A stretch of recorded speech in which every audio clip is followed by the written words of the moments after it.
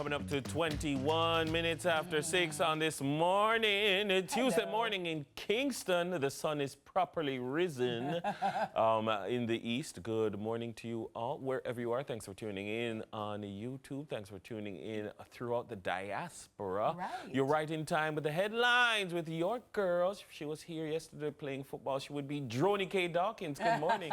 How are you? Hi, TK. Droney K. Good morning. How you doing? Oh, Hey, this morning, I was talking about not getting a lot of sleep. I thought it's me, I was throwing words on, I had to get 2 hours sleep last night. And look at me, people. You could never tell, right? So where are the TK? No, I had a little gig. You know them gig there? I understand. When a girl is making that money. That's right, collecting the bag. That thing? You're in your bag. All right. Securing the bag. The event went a little later than I anticipated. Yes. Didn't get That home means until more very money. late. Wow. Extra hours. Alex, you know the Billables. thing. That's Good right. But morning. yes, but here I am, ready for the Absolutely. headlines. Are you? She did not listen to the voice that said, take a 5 more minutes. Oh. Or take a 5, no. Oh, I did. That was the problem this morning. But, all right, let's jump into the headlines. Shall we? Montego Bay launches rodent campaign. The Montego Bay Municipal Corporation has launched a major initiative, Keep the Rodents Away from Montego Bay, to combat a growing rat infestation in downtown St. James, particularly around high-traffic areas like Charles Gordon Market and Sam Sharp Square. The campaign, rolled out on Labor Day, comes after health officials reported rodent activity in nearly 25% of food establishments, raising alarms over potential disease outbreaks such as leptospirosis. Acting Chief Public Health Inspector Sharika Lewis stressed the importance of public cooperation, blaming poor waste disposal and leftover food in public spaces for attracting rodents. Alongside the cleanup push, the city is investing $15 million in renovations at Charles Gordon Market, including improved sanitation and waste management systems. Hey, not me hate more than rat. No, no, listen to me. It's a rat? If you want me walk on another building this morning, Dennis. Look here, but all right, the way rat make me nervous and I cannot manage. And for me, it's just even the leptospirosis that they can kill you. You understand? Yeah. And that is why I tell people we have to be very mindful how we dispose of our waste, Yes. and we have to do so responsibly, because when you don't, there are far-reaching implications that can cost our lives. You get what I'm saying? Yeah. Definitely. Rats. Dennis always said, when you throw it away is a place. Like you can't It goes it doesn't somewhere. just disintegrate into thin air. It causes and the problems. it's a challenge that we have in managing urban spaces. It is a municipal challenge. So I'm glad that the St. James Municipal Corporation under Mayor Vernon is really taking this initiative head on. Yes. Because anywhere you have human beings, you're going to have the production of human waste of various kinds. And anywhere you have human waste, you're going to have creatures that thrive in that space. And so if the rat infestation problem is a direct correlation with the way we manage waste. Absolutely. So it is as much an us problem as it is a them problem, and so we have to deal with it. But it's a problem of cities, urban spaces, because Well, in certain countries, right? Don't we read about Japan and those places that is like the people are super clean. Yeah, exactly. But we've seen it manifest in folklore and cartoons in Paris, in Teenage Mutant Ninja Turtles, Master that's true. Splinter. That's so true.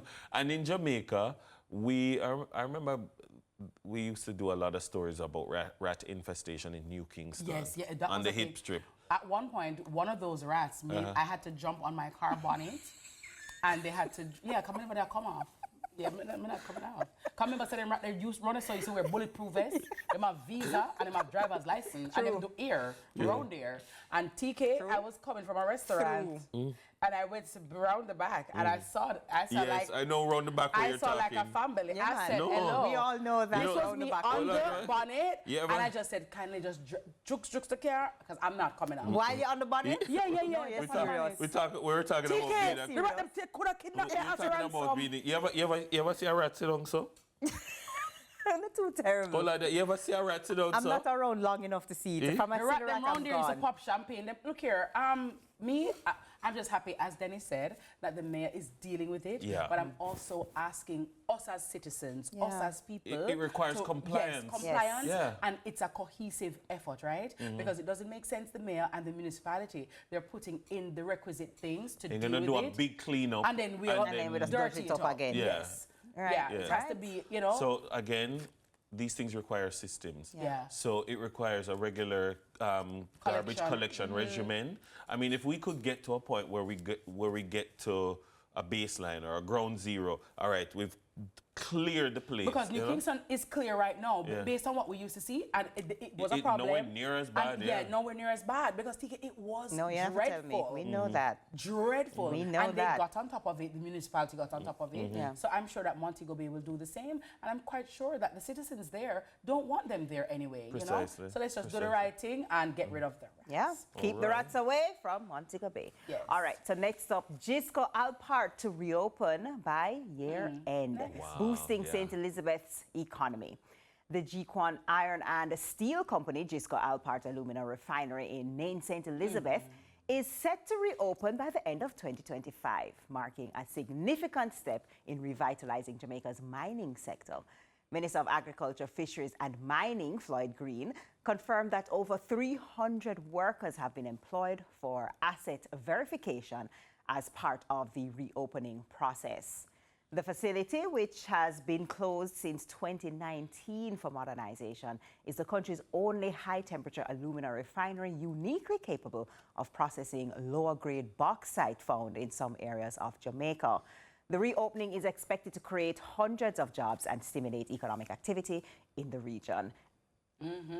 I like that. Congratulations. Yeah. Oh, I know definitely. the Alpart plays a very major part in the breadbasket parish of St. Elizabeth, especially Nain. So now I know shopkeepers, you know, chefs and cook shops and stuff like that. sorts of And people. also persons who are employed directly too. The ripple effects are Alpart. significant when you have these major factories Yeah. shutting down. I Yeah. mean, there are people who work there who spend at the dry cleaner, they spend at the tailor, spend in the market, etc., etc. And I mean, these town centers, in many instances, were birthed out of the Presence of- bauxite sector. Definitely. And so all of the support systems there are built around it. And so when you don't have it, I remember back in 2019 when it was shut down, it was Yeah. almost like, It was what? devastating. Devastating. So what are they going to do? Yeah. What are we going to, I mean, Yeah. again, I mean, people are resilient, so many would have found other things to do in the meantime, but there are persons who would be, And, looking for and there are employment. some people, Dennis, who still haven't recovered Never, from yeah. 2019 TK, Yeah. you know? So I'm very happy that they're reopened. And, you know, when you're driving from, what's that, the hill? Spurtree Hill, and you look down, you know, Yeah, you see, it's a vibe, you know what I Yeah. mean? So I think it's a move in the right direction. I'm very happy for the people down there. I'm happy for the sub-economy Economy, yeah. of St. Elizabeth, Yeah. but what it also means for the economy of Jamaica. Yeah. Yeah. You know? Yeah. Anything will bring hundreds of jobs, man. We love it. We Yes. love to see it. All right, Good paying jobs, great paying jobs. Indeed. That part. that part. Part. All right. Vehicle rams crowd during Liverpool title celebrations. Celebrations turned sour after a car plowed into a crowd during Liverpool Football Club's Premier League victory parade on Monday, leaving 47 people injured, with 27 hospitalized, including 4 children. The incident occurred on Water Street in Liverpool city centre just after 6 p.m. as hundreds of thousands of fans filled the streets to celebrate the club's title win. Merseyside police confirmed that the driver remained at the scene and was detained shortly after the crash. Authorities are continuing to assess the situation and have promised further updates as the investigation unfolds. I saw this, sorry, as a Liverpool fan myself, I was just like, oh, not again. You know, the city, the people of Liverpool, the supporters of the club have had to undergo a number of, you know, incidents that have been tragic, you know, Hillsborough being one of them. And so when I saw this, I was like, oh gosh, let this not be another Hillsborough-esque incident.